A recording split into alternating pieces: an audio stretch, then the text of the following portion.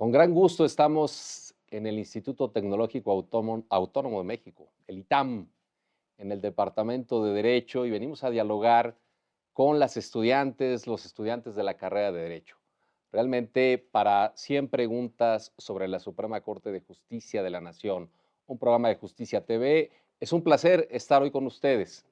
Estamos además con un grupo de profesoras y profesores del propio departamento que nos van a acompañar para reflexionar conjuntamente con ustedes sobre el papel que cumple nuestro máximo tribunal, la Suprema Corte de Justicia de la Nación, en nuestro país, cuáles son sus competencias, cuál es su funcionamiento y cuál es la trascendencia de sus resoluciones. Hoy me acompañan, en primer lugar, la doctora Micaela Alterio, quien es profesora del Departamento de Derecho del ITAM. Micaela, buenos Gracias, días. muy, ¿Qué tal? muchas gracias. Buen Me, día. me acompaña también la doctora Rosa María Rojas Bertis, profesora también del propio Departamento de Derecho del ITAM y quien ha tenido una trayectoria importante también dentro de la Suprema Corte de Justicia. Buenos Doctora, días. ¿qué tal? Me acompaña el profesor Rodrigo Camarena, también profesor del propio Departamento de Derecho del ITAM, y me acompaña el profesor también José Covarrubias, profesor también del Departamento de Derecho del ITAM, y vamos a dialogar con ustedes. La idea es escucharles y la idea es que a través de sus cuestionamientos, de sus dudas, podamos empezar esta conversación. Así es que la voz la tienen ustedes. Les pido que nos formulen una pregunta inicial detonadora de este programa hoy en día aquí en el ITAM. ¿Quién lo quiere formular? A ver, allá, por favor. Le podemos acercar un micrófono y nos dices tu nombre y nos dices tu pregunta, por favor, y sobre eso empezamos este diálogo. Hola, mi nombre es Mauricio, soy estudiante de noveno semestre aquí en el ITAM. Y mi pregunta tiene que ver con la reforma judicial al Poder Judicial que se dio en 2021. Y como parte de este nuevo sistema, el nuevo sistema de precedentes judiciales. De manera concreta, quisiera saber cuáles son los cambios con este nuevo sistema y la trascendencia que va a tener en nuestro ordenamiento. Muchas gracias. Bueno, es una pregunta muy relevante porque hemos estado acostumbrados al sistema jurisprudencial. Me parece que todas y todos quienes enseñamos derecho tratamos de que nuestros alumnos, nuestras alumnas interioricen cuál es el papel que tiene la jurisprudencia dentro del sistema constitucional mexicano, pero la reforma judicial de 2021 hizo una modificación importante para transitar de un sistema de jurisprudencia, tal y como lo hemos venido conociendo y sobre la cual hay una enorme trascendencia, trayectoria dentro de nuestro país, a un reciente sistema de precedentes. Le quisiera pedir aquí al doctor Rodrigo Camarena que nos dijeras inicialmente en qué consiste básicamente este cambio y cuáles son sus características específicas. Rodrigo, adelante. Muchas gracias, Sara. Un gusto estar aquí y buena pregunta, Mauricio. Bien, por más de 100 años nos tocó el sistema de jurisprudencia desde la época de Vallarta, que es un sistema de reiteración. Un sistema de reiteración es que 5 casos en un mismo tribunal consecutivamente van a generar jurisprudencia. Jurisprudencia es una norma vinculante de los tribunales hacia abajo. Y eso generó, así fue, por ejemplo, como la jurisprudencia sobre el matrimonio igualitario que se generó, fue 5 casos que llegan a la primera sala de distintas partes de la República y en 5 casos la Corte define que el matrimonio igualitario es un derecho constitucional, ¿no? Entonces, ese es el esquema tradicional de influencia de Europa continental, de que se necesitan no solo un caso, sino varios, paulatinos, progresivos, para consolidar un criterio que se vuelva obligatorio.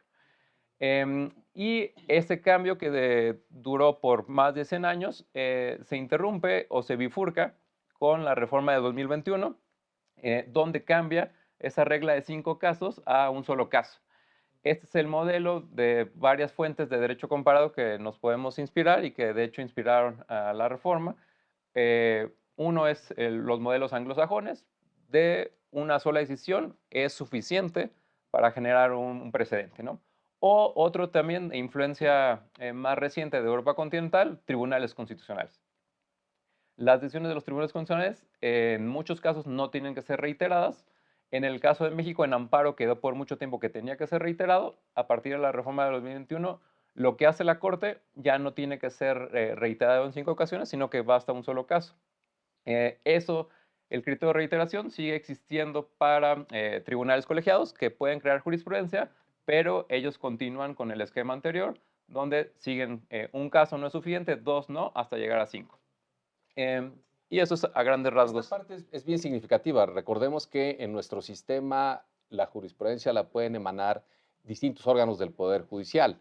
Digamos, lo principal es la Suprema Corte de Justicia, pero también el Tribunal Electoral y los tribunales colegiados de circuito, de tal suerte que este cambio tiene que ver con que algunos de los elementos, como acaba de decir Rodrigo, permanecen, pero sobre todo el papel de la Corte en esta idea de venir avanzando para consolidarla como Suprema Corte, se determinó que no era necesario seguir un esquema igual, sino que la voz de la Corte es una voz distinta, que ya no necesitaba esta reiteración, sino que un solo caso era importante. Rosa María, ¿nos quisieras justo decir algún elemento adicional sobre esto? Sí, la reforma que se acaba de aprobar en septiembre, pues va a ser, va a tener incidencia importante en este tema de los precedentes, porque justo en 2021 lo que se había resuelto era que las salas, cada sala está integrado por cinco personas, 5 ministros, y entonces si un asunto era fallado por 4, ya eso iba a ser jurisprudencia obligatoria, ¿no? Un solo asunto. Pero en esta reforma de septiembre se eliminan las salas, y la verdad es que las salas me parece que son las que realizan la mayor labor en la Suprema Corte de Justicia, ¿no? O sea, el 75% de los asuntos que se resuelven los resuelven las salas. Entonces, por eso, ¿no? Era esta decisión de 2021. Muchos de estos asuntos son sumamente trascendentes, y el hecho de que 4 personas lo fallaran iba a ser suficiente para que esto fuera jurisprudencia obligatoria. Y bueno, esto, pues realmente ahorita hay una laguna, ¿no? ¿Qué va a pasar con las salas y qué va a pasar con todos esos asuntos?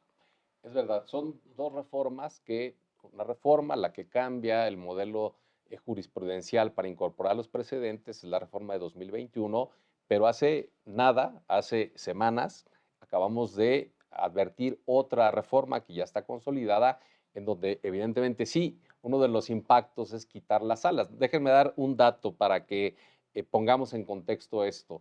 El año pasado a la Suprema Corte de Justicia, en grosso modo, entraron como nuevos asuntos 16,800, de los cuales la mitad son amparos, y los amparos regularmente van a las salas. Y son las salas entonces quienes tienen esta función importante, que ahora al eliminarlas, ¿sí? Todo lo va a resolver el Pleno, y entonces el mismo sistema de precedentes de alguna manera también se va a ver afectado, porque antes había un cierto dinamismo en las salas que ahora ya no va a estar. Micaela, ¿nos quisieras compartir también una opinión sobre este tema? Sí, quisiera en realidad resaltar un trabajo que viene haciendo la Corte a partir justamente de la reforma del 21.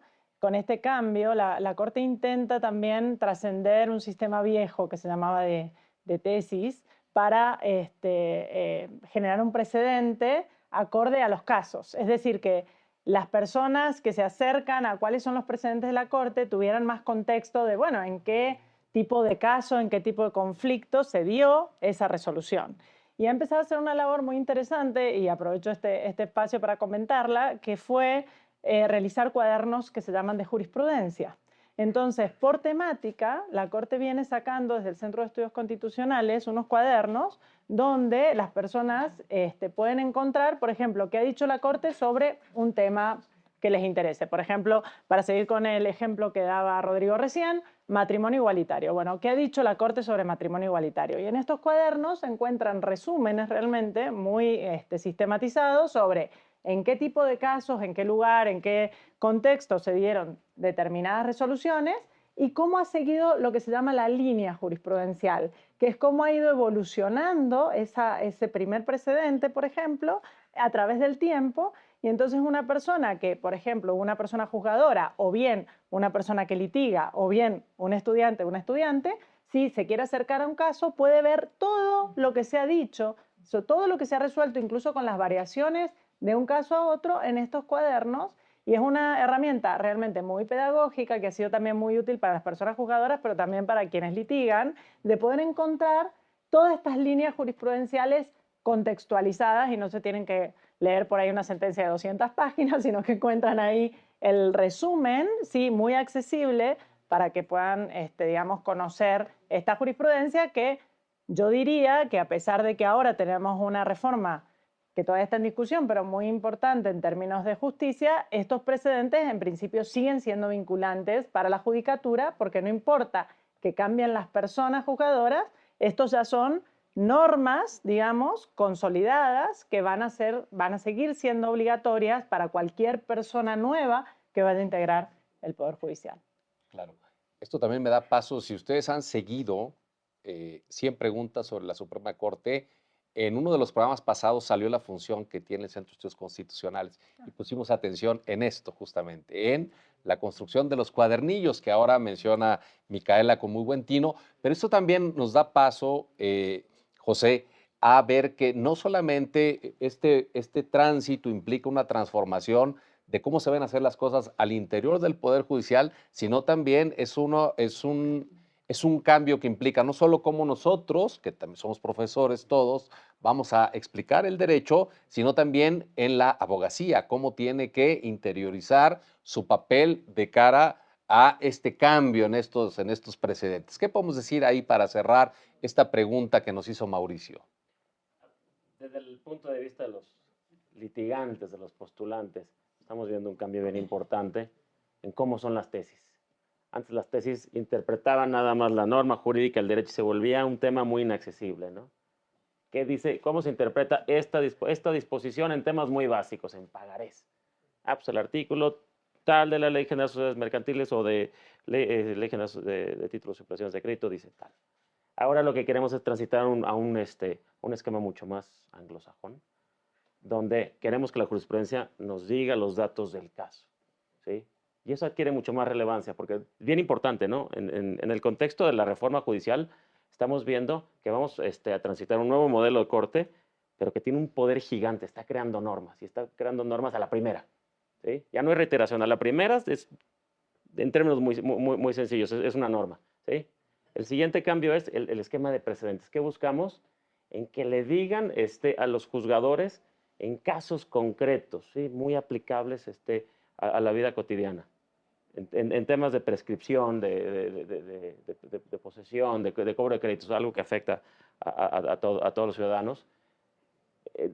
Las situaciones concretas en que cuando se actualiza una prescripción adquisitiva, cuando yo me vuelvo propietario después de poseer por tanto tiempo. Entonces, vamos a ver un cambio bien importante desde la forma en que nosotros ejercemos el derecho, porque ya no nada más nos están interpretando la norma, nos están aplicando para casos bien puntuales, bien concretos, y creo que va a ser un cambio muy positivo que ya se está sintiendo con algunas problemáticas. Es un esquema que ha cambiado mucho, pero sin duda espero que para las próximas generaciones ya transitemos de este modelo de nada más interpretar normas, ahora de verdad estar revisando casos.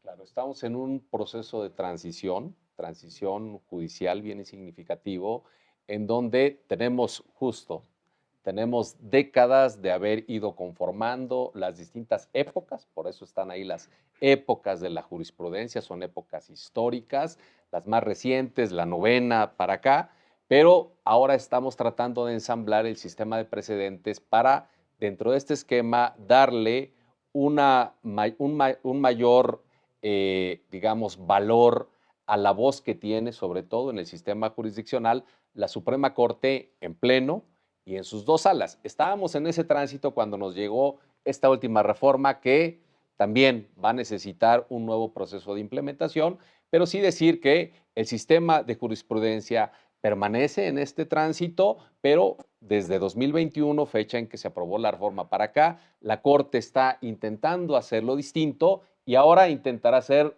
distinto lo que empezaba a ser distinto por esta exclusión que van a tener las salas de la Corte, en donde el Pleno va a tener que también tomar decisiones para ver cómo va a ir construyendo este sistema de precedentes. Eso sí, al venir todos los precedentes del Pleno de la Suprema Corte, esta idea de que tengan un valor distinto también se va a fortalecer. Esperemos que se encamine bien. Esta pregunta de Mauricio fue muy importante para detonar esta conversación, pero seguramente ustedes tienen algunas otras preguntas. Hay mucho de qué dialogar. Entonces les daría de nueva cuenta la palabra para que nos digan quién nos quiere formular otra pregunta. A ver, no veo las manos. ¿Quién es? A ver, por favor, aquí te tenemos cerca. ¿Qué tal? Buenas tardes. Por favor. Dentro de la Suprema Corte existen los 11 ministros y cada ministro tiene su propio grupo. Este grupo se le llama las ponencias. Y la pregunta es, ¿qué hace este equipo? ¿Qué hacen las personas que lo integran? Porque muchos son estudiantes, varios de aquí son estudiantes que trabajan en la Suprema Corte en estas ponencias, y quisiera que nos explicaran a todos sobre qué es lo que hacen, qué implicaciones tienen y qué responsabilidades pues, tienen estas personas. Recuérdanos tu nombre. Rodolfo. Bueno, una pregunta muy interesante la que nos hace Rodolfo, porque es verdad que ahora que el foco está puesto en la Suprema Corte de Justicia, se ha especificado en los ministros, pero hay que decirlo, los ministros no funcionan solos, tienen equipos de apoyo, como también los tienen los magistrados de circuito, los juzgados de distrito. Estas personas de apoyo tienen un nombre particular que ya ha salido también en nuestro programa, los secretarios de estudio y cuenta, pero se conforman junto con otro tipo de personal en lo que se conoce como las ponencias de los ministros.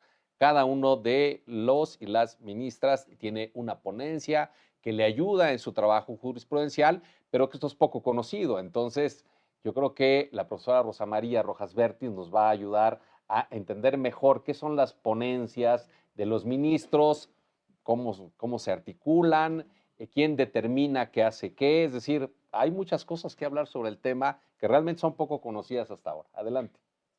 Claro, con muchísimo gusto. Pues digo, en efecto, si tomamos en cuenta que semanalmente cada una de las salas resuelve aproximadamente 50 asuntos, 50 expedientes por semana. Cuando yo estuve en la Suprema Corte, hace no sé, unos 8 años, se veían más o menos 80 por semana, ¿no? La reforma 2021 redujo un poquito el número de asuntos que se ven en la Corte.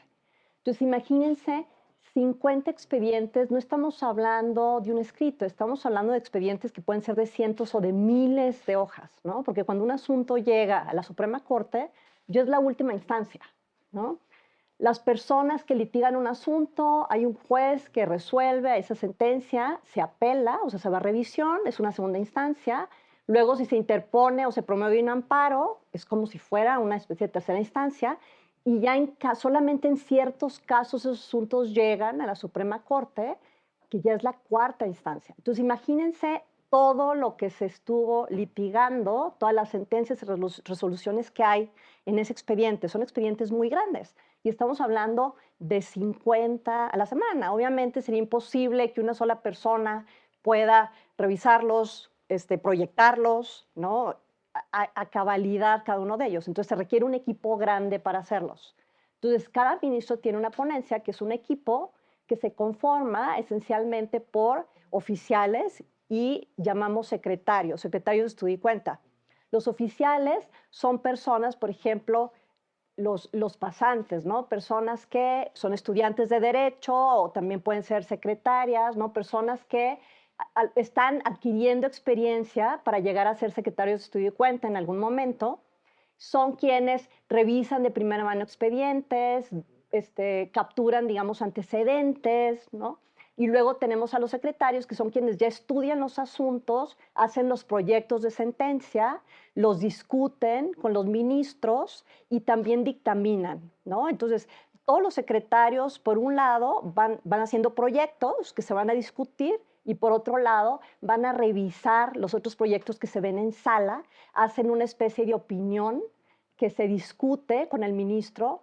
En todas las ponencias en las que yo estuve, cuando yo trabajé en la Suprema Corte, estuve en 4 ponencias, siempre habían reuniones, ¿no? De todos los secretarios con el ministro, en donde se discutían entre todo el grupo los asuntos que se iban a ver, porque habían diferentes opiniones. Entonces, al secretario al que le tocaba dictaminar el asunto, hacer una opinión respecto del asunto que proyectaba otro ministro o incluso otro de los secretarios de la misma ponencia, ¿no? Tenía ahí su opinión escrita, ya el ministro leía esa opinión, leía el asunto, obviamente, que ya lo conocía, y luego en esta reunión se podían intercambiar ideas de por qué sí, de por qué no, por qué convenía más este otro criterio, ¿no? Entonces, siempre hay un análisis de varias personas, porque es muy importante, ¿no? Una resolución que va a decidir un conflicto de esta naturaleza y sobre todo que todo lo que hace la Suprema Corte, pues es última instancia, ¿no? Es una instancia terminal. Ya ese asunto no puede revisarse por nadie más. Entonces, es muy importante la combinación, ¿no?, de varias personas y digamos, mecanismo, ¿no?, que les digo, pues se hace en todas las ponencias, con todos los ministros. Se requiere la discusión y la participación de varias personas para que una resolución, ¿no?, pueda ser aprobada. Y obviamente al interior de las ponencias, los ministros también normalmente tienen a su equipo por especialidades, porque como ustedes saben, pues se ven asuntos de diferentes tipos, ¿no? En la primera sala es penal, civil, mercantil, pero también se veían asuntos administrativos. Entonces hay secretarios que pues, tienen muchos más conocimientos y experiencia en temas penales, otros en administrativo, otros en civil, en mercantil. Entonces hay un coordinador que es el que distribuye estos asuntos a quien tiene la especialidad y la experiencia en ese tipo de asuntos, y esos asuntos se van acordando, ¿no?, con los secretarios y con el ministro, ¿no? Digo, esencialmente esa es la operación de las ponencias. Es muy significativo ver cómo cada ponencia se integra esencialmente por personal que hace labores jurisdiccionales y labores administrativas, y que también hay que decirlo, una libertad muy extensa de cada uno de los ministros de cómo conformar su equipo y cómo especializarlos. Hay personas como parte de estas ponencias que se especializan en acciones y controversias, es decir, cuestiones que se ven en el Pleno, otros en amparo, ¿sí? Es decir, cuestiones que se ven en la segunda sala, pero también vinculado con la pregunta que nos había hecho su compañero Mauricio, no se parte de la nada, hay una jurisprudencia que si llega un asunto sobre la cual, digamos, los hechos son muy cercanos a aquellos que derivaron una jurisprudencia, pues ahí se tiene ya una directriz que hay que seguir, porque lo que no puede hacer también la Suprema Corte es estar cambiando de criterio. Si hay un criterio consolidado, pues hay alguien dentro de la ponencia, ¿no, Micaela, que revisa cuál es todos los precedentes que hay, toda la jurisprudencia, para ir ya perfilando un sentido, ¿cierto? No, claro, y no solo eso, sino también cuando hay una ponencia que que es la que propone el proyecto, ese proyecto se circula a las otras ponencias, entonces hay una secretaria o un secretario de estudio y cuenta que de todas y cada una de las ponencias que hace un dictamen sobre ese proyecto, como para que previo a la discusión ya todas las ponencias tengan idea, ¿no?, de qué es lo que se va a discutir en la sesión y qué es lo que se va a decidir. Entonces, digamos, más allá de que la secretaria o el secretario con su equipo estudien a fondo el caso, siempre puede pasar que haya otra visión, entonces en estos dictámenes se utiliza para la deliberación. Y es muy importante esto que decía Rosa María de las especializaciones, ¿no?, dentro de cada ponencia, y decir que esto no es algo de México. Justamente por el número de casos, en todo el mundo los tribunales tienen sus ponencias. Acá se llaman secretarios y secretarias de estudio y cuenta, en Estados Unidos se llaman clerk, en España, por ejemplo, se llaman letrados, letradas, y siempre son personas que las personas juzgadoras, digamos, las personas titulares, eligen de acuerdo a sus especialidades para que sean su equipo de trabajo, porque imagínense que lo que está en juego son decisiones muy relevantes. Y claro, a veces sí hay precedentes, pero a veces no hay precedentes. Muchos de los casos que llegan a la Corte, y justo llegan a la Corte por esa razón, no han tenido una resolución pacífica, o bien hay criterios encontrados, o bien nunca se ha resuelto un determinado conflicto de derechos. Entonces, estas personas son las que estudian el caso, y por eso son personas normalmente muy, digamos, estudiadas, porque van a tener que sentar un precedente que luego va a ser obligatorio para el resto de las personas juzgadoras. Entonces, sí, la tarea que hacen es muy importante, y es cierto que no están tan visibilizados, pero sí están previstas en la Constitución. Son personas que incluso tienen incompatibilidades. Las personas secretarias de estudio y cuenta no pueden, por ejemplo, trabajar en ningún otro lugar. Tienen prohibido constitucionalmente, por ejemplo, cobrar, ¿sí?, cualquier tipo de sueldo. Entonces, muchas que son, por ejemplo, profesoras y profesores, lo hacen siempre de forma gratuita, ¿sí?, como una aportación al estudio del derecho. Y digamos, son personas muy relevantes que es verdad que son poco visibilizadas, ¿no? Justo, la pregunta que nos formuló su compañero Rodolfo, permite visibilizarlas y también decir algunas cuestiones, digamos, adicionales. Hay, como ustedes ven, una interacción al interior de cada ponencia para ya la dinámica que establezca cada ministro de cómo interactuar, pero también una interacción de esa ponencia con las 10 ponencias restantes para ir viendo también la opinión. Finalmente, lo que nosotros vemos regularmente es cuando un asunto se lista, se discute, porque además tenemos justo Justicia TV, quien nos ayuda con 100 preguntas sobre la Corte, se encarga con un equipo extenso de transmitir esas sesiones que las podemos ver y ahí vemos que, digamos, la participación clave la tiene el ministro al decir, bueno, este tema, el proyecto va en este sentido, yo propongo esto, pero eso atrás supuso toda una labor importante acompañada de argumentos. No sé si Rodrigo quiere decir algo más. Sí, yo resaltar, bueno, cosas que ya salieron, pero igual resaltar dos cosas muy interesantes de las ponencias. Uno es la construcción colectiva del derecho.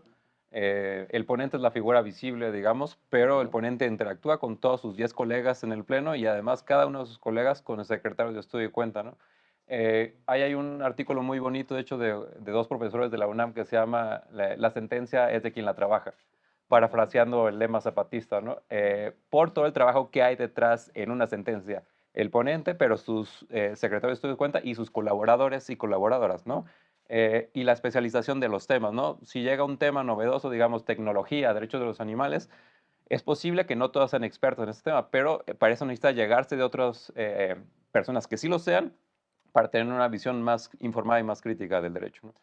Y una peculiaridad que sí es muy mexicana, no sé si, digamos, si compartas esto, José, es que la sentencia no termina en el momento de que se vota en el pleno o en la sala, porque aquí tenemos algo, ha salido, digamos, yo espero que alguien nos pregunte en algún programa más adelante, el famoso engrose, que es muy mexicano, es decir, entre el dictado de la sentencia y la sentencia final que se publica, pasan 6, 8 meses y la sentencia se sigue atendiendo a este principio zapatista, se sigue trabajando, ¿no? Se lo explico mucho a mis alumnos. La sentencia normalmente coincide con un documento, ¿no? Pero a veces tienes una decisión de un tribunal colegiado, en este caso la Corte, que decide, se otorga el amparo y pueden pasar 15 días, un mes y no sabes los términos concretos del amparo.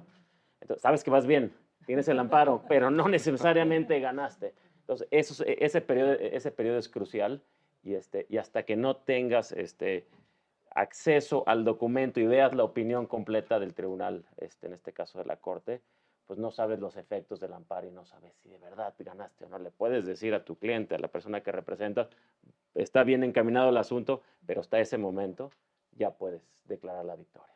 Sí, y esto tiene que ver con el hecho de que todos los argumentos que se dicen en el Pleno implican también una reformulación de ciertos argumentos para acompañar la decisión, o el hecho que también ha salido en nuestros programas, el hecho de que ministras, ministros decidan acompañar esa decisión con un voto concurrente, con un voto particular, y entonces en la medida en que hay necesidad de agrupar esas opiniones a la decisión esencial, pues esto pasa a tiempo, pero sí es una particularidad muy, muy mexicana esto del engrose. Bueno, la pregunta de Rodolfo también fue muy significativa para poder visibilizar una labor importante que hacen las ponencias de la Suprema Corte de Justicia. Y bueno, con esto les pediría, vamos a hacer un pequeño corte y regresamos en breve. No se vayan.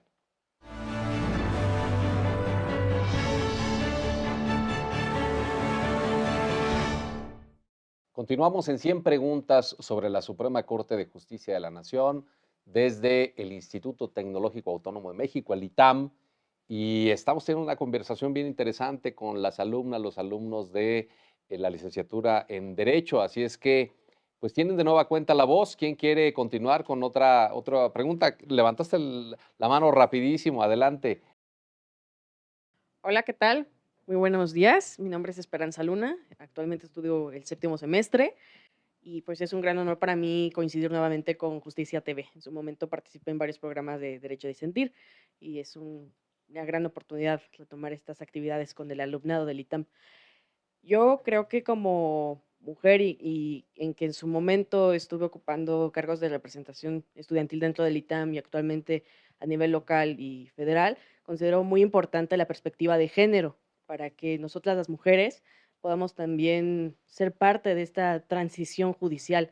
Entonces, a mí me gustaría conocer cuáles son los protocolos que ha implementado la Suprema Corte, cuáles han sido las nuevas instancias que ha creado para que este movimiento feminista logre consolidar resultados a largo plazo. Por ejemplo, sé que hay una unidad general de género y cuestiones así, pero creo que es más importante escucharlo de viva voz, más de personas que han estado inmiscuidas en hacer realidad esta paridad de género. Muchas gracias. Muchas gracias, Esperanza. Gran pregunta que también, ese rato hablábamos de que en el ámbito jurisprudencial está habiendo una transición. Me parece que esta es otra transición. El hecho de entender que el derecho no puede ver los asuntos desde una única perspectiva, sino dentro de la especificidad que da las distintas perspectivas. La perspectiva de género es una de ellas, que me parece que hoy la Corte, los tribunales, juzgados federales se las están tomando muy en serio, a partir no solamente de su función jurisdiccional para, justo a través de precedentes de jurisprudencia, tratar de señalar las directrices de lo que implica esta perspectiva, sino también a través de protocolos más específicos. Ahí, Micaela, ¿qué nos puedes decir justo en esta doble vía de funcionamiento de la Corte? Incluso Esperanza puso una tercera, la vía orgánica dentro de la Corte. Se necesitó ensamblar una área específica para este tema. Son tres perspectivas bien interesantes, ¿no? Muchísimas gracias, Esperanza. La verdad que es una muy buena pregunta. Y bueno, para quienes no conocen qué es la perspectiva de género, en realidad la perspectiva de género es donde al final es una metodología que termina reuniendo una construcción que se ha dado a lo largo del tiempo. Voy a tratar de hacerlo por partes. Primero, el movimiento feminista empieza a reclamar al derecho que aquella neutralidad de la ley, que no distingue entre personas de ningún tipo, tiene impactos que se llaman diferentes en las mujeres, que pueden afectar a las mujeres, que no se ve a simple vista, pero que pueden afectar a las mujeres al momento de tener un contacto con la ley, ¿no? Entonces, realmente los tribunales empiezan a recibir estos reclamos y empiezan a tomar en cuenta qué es lo que está pasando ahí, por qué decimos que la ley puede tener un impacto diferente para las mujeres. Y la Corte realmente en esto, ya lleva muchos años, empieza a recibir casos específicos, ¿no? Pero desde hace ya bastante tiempo.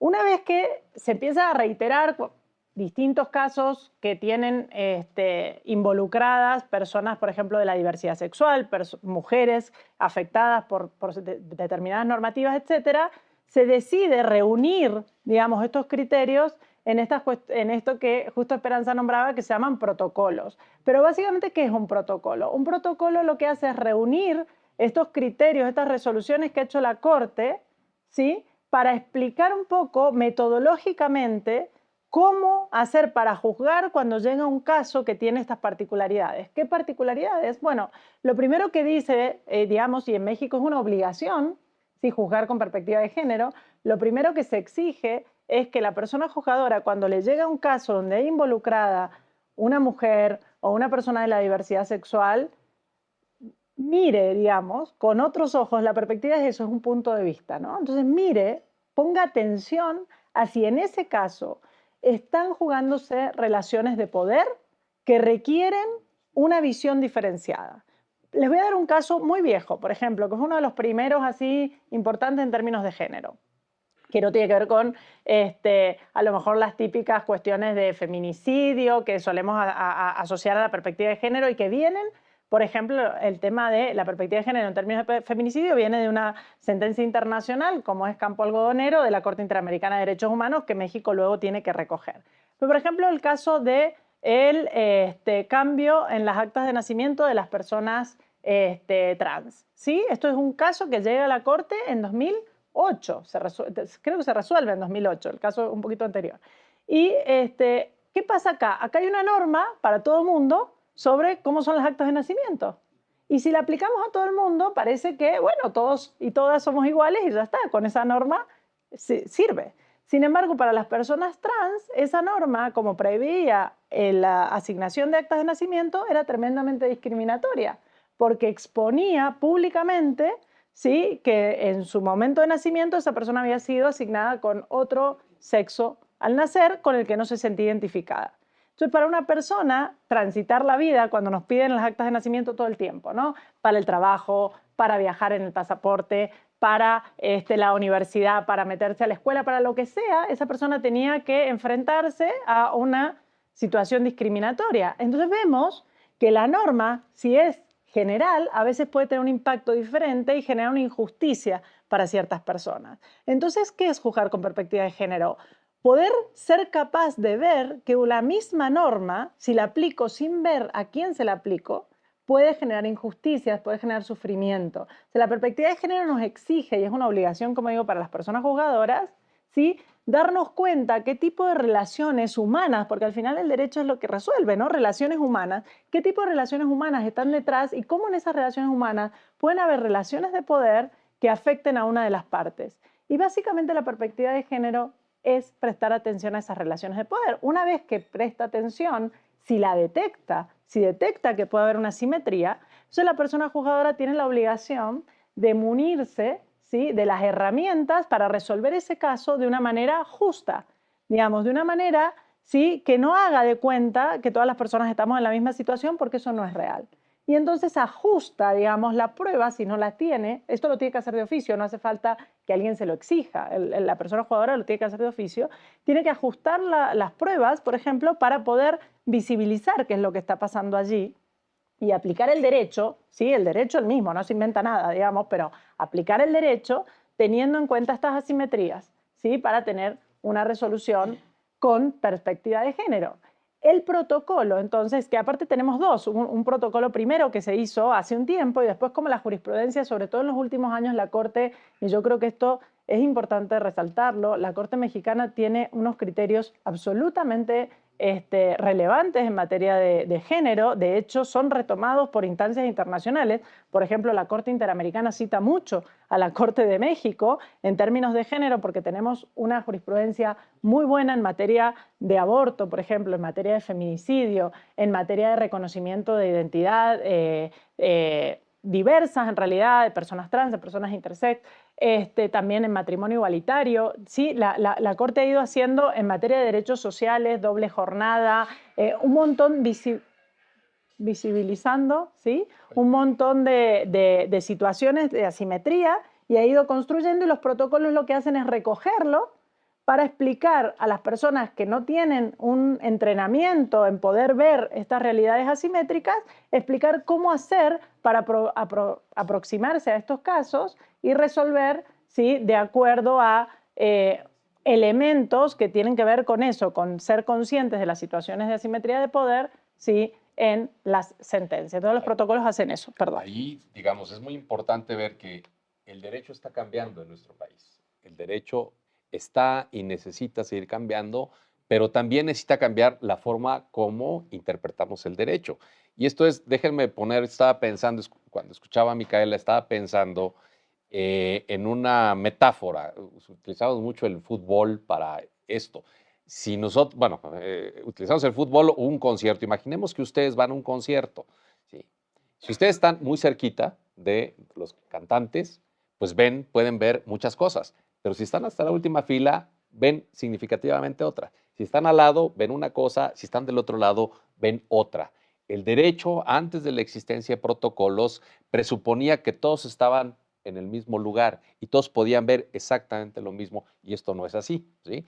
El protocolo lo que implica es, salvaguardando, entiendo, la libertad interpretativa, porque eso lo da el caso por caso, es decirle, tú tienes que ponerte en una determinada posición para que puedas ver cosas que si no te pones desde ese ángulo, desde esa visión, con esos lentes, pues simplemente no los vemos. Esa es una parte significativa. Seguramente esto también te tocó, Rosa María, ver cómo esto se iba robusteciendo al interior de la Suprema Corte. ¿Nos quieres comentar algo?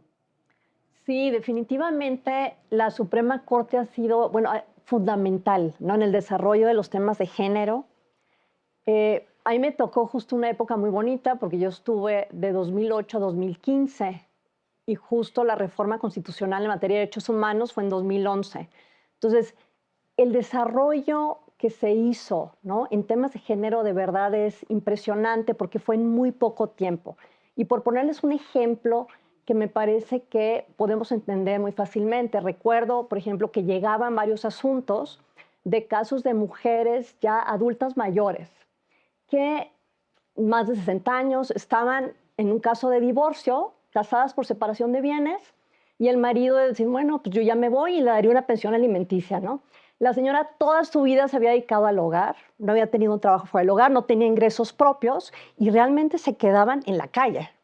Entonces, el desarrollo fue este tema de la compensación. Oye, a ver, si tenemos un caso, ¿no?, de una pareja, cónyuges, en el que uno de los cónyuges se dedicó siempre, ¿no?, o se dedica preponderantemente al trabajo del hogar y no está teniendo ingresos propios, pues porque a final de cuentas lo que está haciendo es impulsando, ¿no?, el desarrollo profesional del otro, tiene que haber una compensación. Y eso es algo que ya, digamos, es derecho aceptado desde hace muchos años, ¿no? Y sabemos que ya no podría en este supuesto el cónyuge que se dedicó, ¿no?, profesionalmente a ganar dinero, dejar en la calle al otro, ¿no? Tendría que apoyarlo. Hay decisiones, ¿no?, que han sido recurrentes en ese sentido.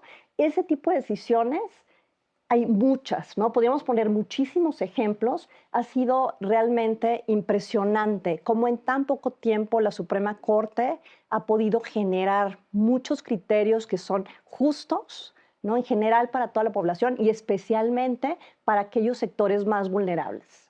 Claro. Sobre todo, la importancia es que ahora ese protocolo, como muy bien se señaló, es una metodología que obliga y que impone a las y los juzgadores a de oficio cuando advierten que están en un caso con ciertas características, ponerse en esa posición para ver el caso, leerlo, interpretarlo de una manera distinta y en eso el protocolo ha ayudado mucho. Esto ha sido una pregunta muy, muy significativa para entender lo que hace la Corte desde el punto de vista sustantivo y desde el punto de vista jurisprudencial.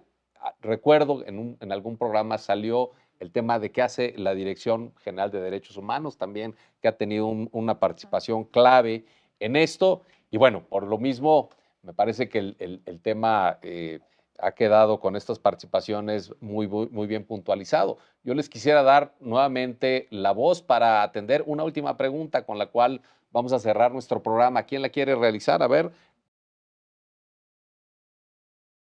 Mi nombre es Ana, voy en noveno semestre y pues mi pregunta va que en despachos jurídicos he escuchado frecuentemente el término de alegatos de oreja, que se hacen citas en la Suprema Corte para alegatos de oreja y pues o sea, siempre he tenido la curiosidad de a qué se refieren los alegatos de oreja, o sea, cómo funcionan, qué temas pueden tratar, cuál es el procedimiento, cuáles son los efectos, entonces, pues esa es mi duda.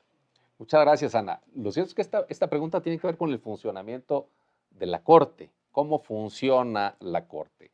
¿Cómo se puede acceder a que las ministras, los ministros puedan recibir a alguna de las partes, a sus abogados en un caso en el que estén conociendo? Esto hay que decirlo, no es ilícito el hecho de que puedan atenderlos, pero tiene sus peculiaridades. Ahí, José, yo te diría también que te dedicas también en parte profesionalmente a la cuestión del litigio. ¿Qué nos puedes decir sobre cómo funciona esta dinámica? Sí, es un fenómeno, no es exclusivamente mexicano, pero es muy mexicano. Sucede desde la Suprema Corte hasta la justicia de paz. ¿Y qué pasa? Es un momento crucial para el litigante. Ya sabemos que tu asunto, se va a resolver. ¿Por qué lo sabes? Porque el asunto fue listado o porque tienes información por el estado del procedimiento que ya sale la sentencia.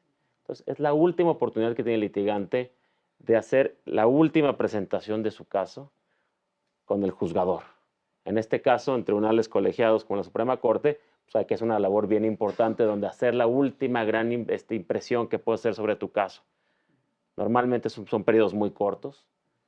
Y quieres de alguna forma causar la última impresión, señores ministros, de esto depende la determinación de un precedente fundamental y haces la exposición de tu caso.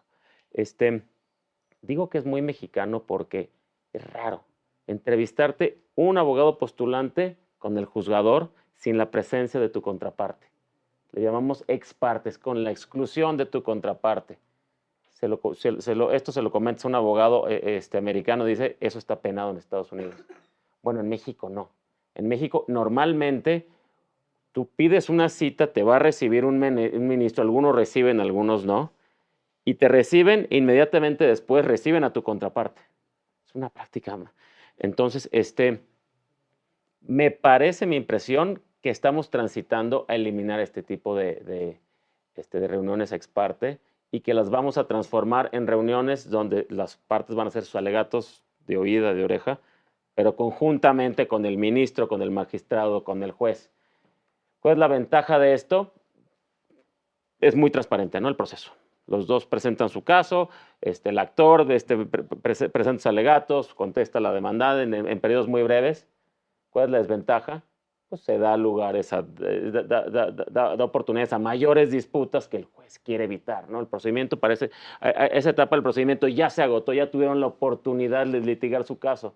Entonces, los jueces no les encanta tener litigantes en su oficina presentando nuevamente su caso, pero me parece que es una práctica útil donde previo a la resolución del caso puede tener el juzgador ese punto de vista del aspecto más importante y más fino. Entonces, pues vamos viendo en los siguientes años cómo va evolucionando esta práctica. Sí, es importante justo lo que acaba de comentar José por un tema. No es que sea una práctica ilícita, pero como está poco regulada, hay que decirlo, ¿no? Esto incluso está ahora siendo regulado por acuerdos de la Suprema Corte de Justicia, pero justo esto todavía da mucho margen y dio mucho margen en mucho tiempo a una práctica. Ha sido muy criticada incluso, ¿no? Porque ahora, si nosotros vemos en el ámbito penal, la inmediación propiamente hace que el juez sí esté presente y que cuando una parte la tenga que ver, necesariamente la otra esté ahí. Como los asuntos que suben a la Suprema Corte no tienen esta cuestión de oralidad, sino que siguen siendo todas por escrito, todo el mundo, bueno, los litigan, buscan justo llevar elementos adicionales. Hay que decirlo también, el derecho va evolucionando y probablemente recientemente se haya resuelto un tema o haya salido alguna cuestión que no dio ocasión de presentar, ahora sí, en el momento procesal oportuno y buscan que en esa audiencia de alegatos ponerla sobre el ministro y además también una parte de la oralidad, de que seguramente si van muy bien ensayados, pues tratar de causar un impacto en esa audiencia con las y los ministros de la relevancia del caso. Entonces, tiene sus pros y sus contras, pero claramente debería estar mejor regulado. Ahí, no sé, Rodrigo, si quieras también complementar con algún comentario de esta práctica. Sí, con mucho gusto. También creo que vinculado un poco con cosas que ya salieron, pero en particular ahorita con José, creo que compensa la falta de oralidad en materia constitucional, ¿no? Eso no es el caso en materia penal, por ejemplo, o laboral, entre otras, y puede ser fundamental para el fallo definitivo, ¿no? Entonces, si tú eres una litigante y no estás segura si tu legajo de 100 fojas lo leyeron palabra por palabra y quieres resaltar algo en particular y no tienes la certeza, eso puede depender la libertad de una persona, el patrimonio de una persona, y ese es un momento clave para decir, bueno, no sé si el ministro instructor tuvo eso en cuenta, ponente tal, y esto es muy importante y es un momento clave con efectos prácticos muy trascendentales, ¿no? Es una parte oral, pero también escrita, porque regularmente, justo, muchas veces son los asuntos de la Corte que son de tomos, que ya llevan 3 o 4 años en litigio, y entonces se llegan con 2 tarjetas, ¿no? Y se dejan las tarjetas pues, al ministro, porque ahí va concentrado el argumento más significativo y eso se deja. Algunos ven que esto también es una práctica indebida porque eso que llevaste en tus 2 tarjetas no está en el expediente, pero repito, la falta de regulación. Pero aquí Rosa María, que estuvo dentro de la Corte, seguramente nos dirá algo muy significativo. A ver, coincido en que la forma idónea son las 2 partes, ¿no? Con el juez. Sin embargo, lo cierto es que muchas veces alguna de las partes no tiene interés en ir, ¿no? Eso sucede, la verdad, en la práctica. Y algo que yo les puedo decir, que yo experimenté, ¿no? Cuando estaba en la Suprema Corte, porque a veces también nos iban y hablaban con los secretarios, es que con la carga de trabajo que hay, recuerdo un paréntesis. Cuando estaba haciendo mi doctorado en jurídicas, recuerdo que un profesor de Veracruz que estaba haciendo investigación y nos dijo que un juez mexicano hacía lo que hacen 17 en Alemania. Entonces, la carga es impresionante. Entonces, cuando sabes que tienes los expedientes ahí y que tú tienes que sacar 5 opiniones de 5 sentencias en esa semana, más proyectar la de los expedientes que están ahí, y llega alguien y te platica el asunto, te ayuda muchísimo a saber al menos por dónde va el asunto. O sea, no es que vayas a resolver así, ¿no? Vas a ver los autos, pero ya sabes por dónde va y eso es de verdad una ayuda impresionante. Te da elementos de contexto, ¿no? Totalmente. Con esto también sale otro elemento que hay que decirlo, hay que ponerlo sobre la mesa porque esto es información transparente. Es verdad, la mayoría de las partes de los litigantes busca el alegato de oreja con el ministro, con la ministra, pero también se busca muchas veces con el secretario de Estudio y Cuenta, justo para que lo escuche, ¿no? Y para que les lleve las tarjetas con alguna información y estos sean elementos de contexto, ¿no? Toda esta parte es conocer cómo funciona la Corte en el día a día. Una cosa es lo que está regulado y otra cosa es el funcionamiento. Así funciona. Yo también, y lo he escrito, tengo una opinión bastante crítica sobre este alegato que desde mi punto de vista no debería estar, pero como se hace, y se hace además con mucha frecuencia, es importante que lo analicemos como aquí la pregunta de Ana nos dio ocasión. Bueno, ¿qué creen? Pues hemos llegado a la parte final de 100 preguntas sobre la Suprema Corte de Justicia. Atendimos 4 preguntas en la sala de conferencias del ITAM. Realmente preguntas extraordinarias, les felicito. Gracias además por permitirnos que sus dudas nos llevaran a tener este diálogo y también quiero agradecer gracias a Rodrigo, gracias a José, gracias a Micaela, gracias a Rosa María y gracias por las facilidades que nos dio el Departamento de Derecho de estar este día hoy con ustedes. Recuerden que este es un programa de Justicia TV, 100 preguntas sobre la Corte para saber cuál es el papel, cuál es la función, el rol de gran trascendencia que cumple nuestra Suprema Corte de Justicia en el sistema constitucional mexicano. Nos vemos la próxima.